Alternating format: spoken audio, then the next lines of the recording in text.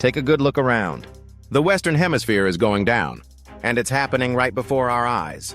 For centuries, the Western world has stood at the center of power, innovation, and influence. But now that dominance is slipping.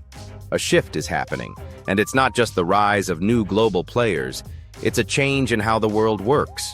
While the West grapples with its own crises, whether it's economic stagnation, political fragmentation, or social unrest, other civilizations are on the rise.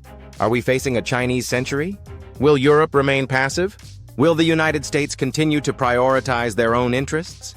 These questions are no longer hypothetical. They're happening now, and we're already feeling the effects. The world is changing faster than we're ready to accept.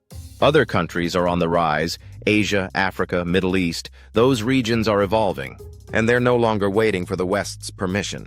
What was once a world dominated by Western powers is now seeing the East and South step up.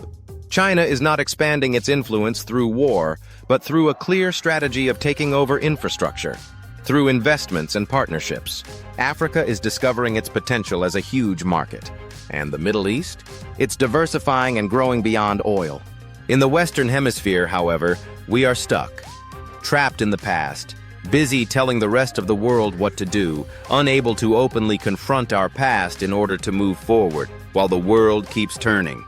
Europe is largely passive, struggling with its own identity and internal divisions. And in the United States, there's a growing realization that their days as the world's only superpower are over. Western powers are no longer the undisputed leaders of the free world. Western companies are being bought out by Chinese or Middle Eastern investors. The manufacturing jobs we once relied on are being outsourced, and global supply chains are shifting eastward. We're losing our economic power, slowly but surely. But here's the thing. This is not the end. This is not the downfall. This is the wake-up call. The Western Hemisphere still has immense potential. We can't afford to wallow in nostalgia or succumb to fear. This is our moment to redefine what we want to stand for. In the past, our strength has been about dominance, about suppressing others. It's time to change history. It's time to make innovation, progress, and collaboration our strengths once again. The Western Hemisphere can still be the place to be, but we have to remember what makes us strong.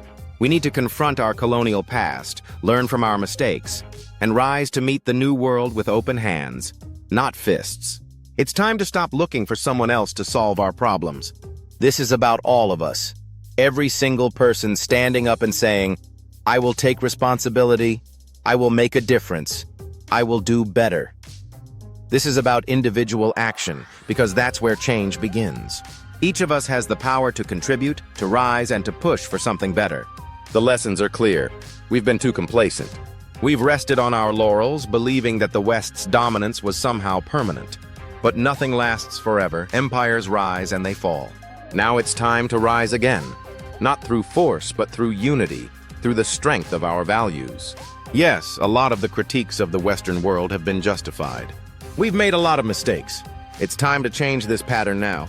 It's time to meet other nations at eye level, to truly recognize their path, and to fight for what we believe in at the same time.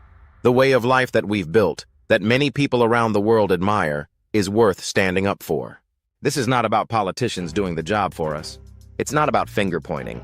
It's about you. It's about me. It's about each of us embracing our own potential and working together to create a better future. We are all responsible for the path we take. So what will it be? Are we going to sit back, let the world pass us by, and watch others not only get their rightful share, but divide ours up as well? Or will we stand up, remember our strength, and fight for a future that honors our values and principles? The time for complacency is over. The time to act is now. The Western Hemisphere still has a chance, if we choose to reflect on what we have learned over the past centuries. Our ability to innovate, to discipline, to work together to change the world for the better. It's time to stop talking, to get out of the chair. It's time to get in shape. For each and every one of us. Are you ready to take action? To step up? Because the future is in your hands.